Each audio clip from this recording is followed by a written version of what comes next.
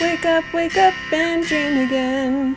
Get up, sing with me, my friend. Olivia believes in dreams.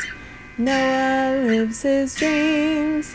We are the dreamers, come along, you'll see. Wake up and dream again.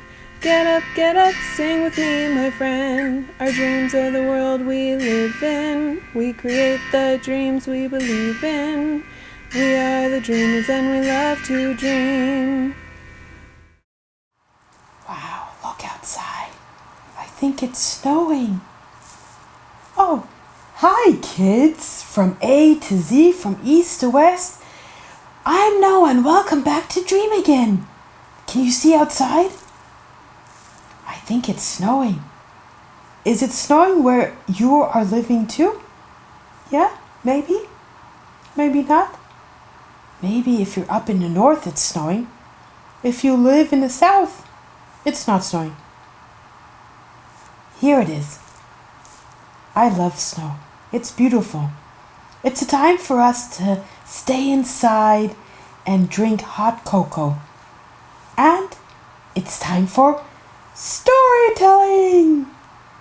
I have a nice story picked out for you. It's an adventure with wolves. Some 40 years ago, I passed a winter in the wilderness of northern Maine. I was passionately fond of skating, and the numerous lakes and rivers, frozen by the intense cold, offered an ample field to the lover of this pastime. Sometimes my skating excursions were made by moonlight, and it was on such occasions that I met with an adventure which even now I cannot recall without a thrill of horror. I had left our cabin one evening just before dusk, with the intention of skating a short distance at the lake, which glided directly before the door.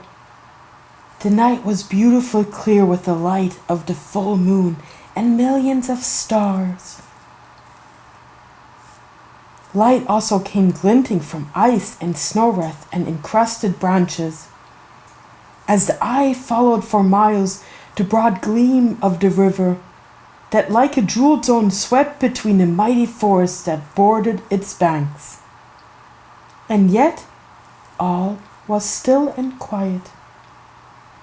The cold seemed to have frozen tree, air, water, and every living thing. Even the ringing of my skates echoed back from the hill with a startling clearness. And the crackle of the ice as I passed over it in my course seemed to follow the tide of the river with lightning speed. I had gone up the river nearly 2 miles when, coming to a little stream which flows into a larger, I turned into it to explore its course. Fir and hemlock of a century's growth met overhead and formed an archway radiant with frostwork. All was dark within. But I was young and fearless, and I laughed and shouted with excitement and joy. My wild hurrah rang through the silent woods, and I stood listening to the echoes until all was hushed. Suddenly, a sound arose. It seemed to come from beneath the ice. It was low at first, but it ended in one long wild "Oh!"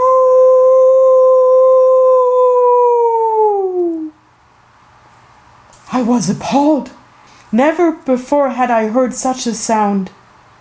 Presently I heard the brushwood on shore crash as though from the thread of some animal. The blood rushed to my forehead.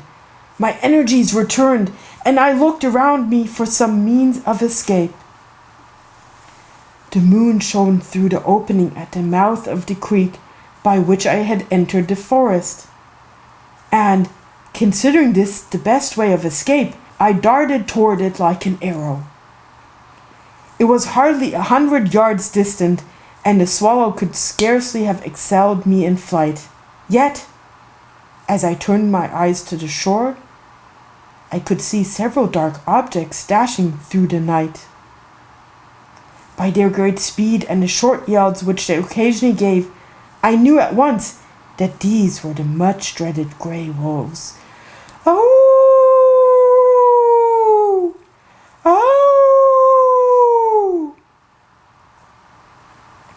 The bushes that skirted the shore now seemed to rush past with the velocity of lightning as I dashed on in my flight to pass the narrow opening. The outlet was nearly gained. A few seconds more and I would be comparatively safe. But in a moment, my pursuers appeared on a bank above me, which here rose to the height of 10 or 12 feet. There was no time for thought. I bent my head and dashed wildly forward. The wolves sprang, but miscalculating my speed, they fell behind as I glided out upon the river. I turned toward home. The light flakes of snow spun from the iron of my skates, and I was some distance from my pursuers, when their fierce howl told me they were still in hot pursuit. Ow!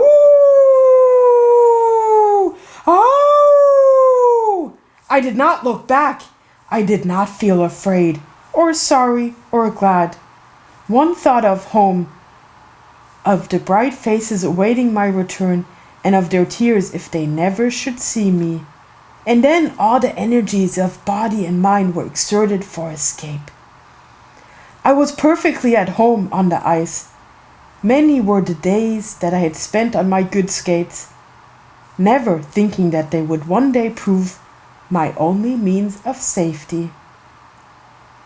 Every half minute a furious yelp from my fierce attendants made me but too certain that they were in close pursuit. Nearer, nearer they came. At last I heard their feet pattering on the ice. I even felt their very breath and heard their snuffling scent. Every nerve and muscle in my frame was strained to the utmost. The trees along the shore seemed to dance in an uncertain light.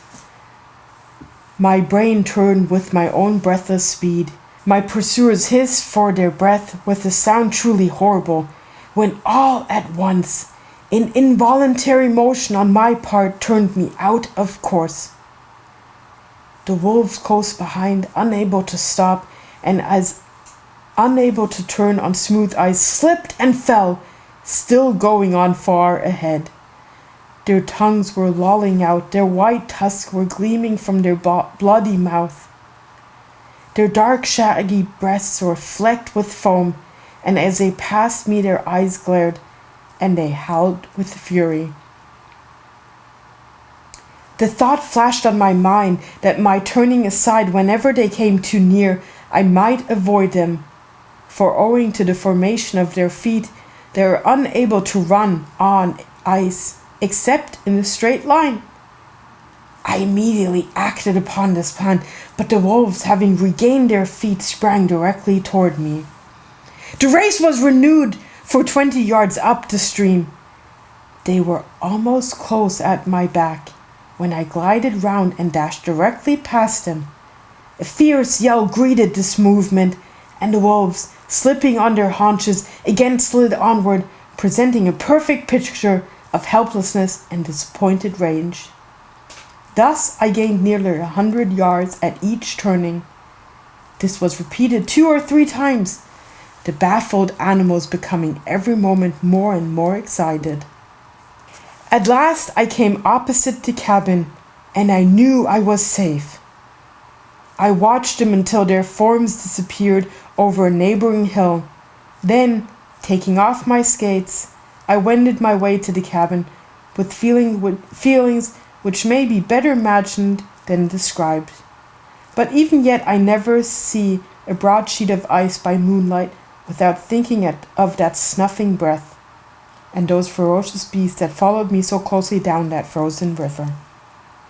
Wow, that was a scary story, wasn't it?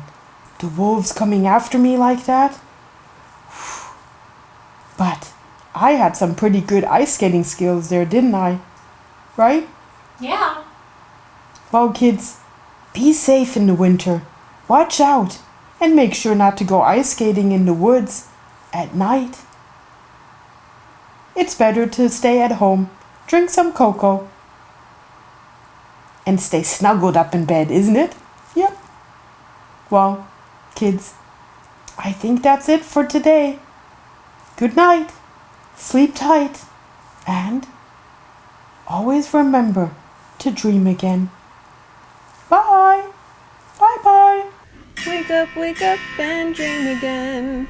Wake up and dream again. Olivia believes in dreams. Noah lives his dreams. They are the dreamers and they love to dream. Wake up and dream again. Wake up and dream again. Our dreams are the world we live in. We create the dreams we believe in. We are the dreamers and we love to dream. Hi there! If you like what you see on Dream Again, please make sure to hit the subscribe button, like us, and comment down below. Thanks!